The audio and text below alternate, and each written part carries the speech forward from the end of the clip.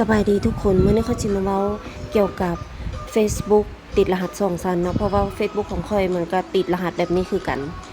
ประมาณอาทิตย์แล้วนี่นะประมาณอาทิตย์แล้วนี่ Facebook เขาก็เป็นแบบนี้แหละเขาก็มาแก้จังได๋เขาก็แก้บ่ได้เขาว่าสิไปให้ห้านเพิ่นแก้ให้เนาะก็บ่ได้ไปจักเทื่อก็เลยแก้เอาเองเบิ่งตาม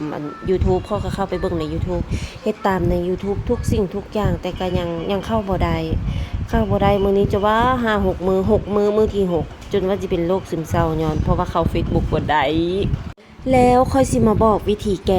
ก้ของข้อยก็คือข้อยบ่ได้ไปจ้างไผข้อยลองวิธีใหม่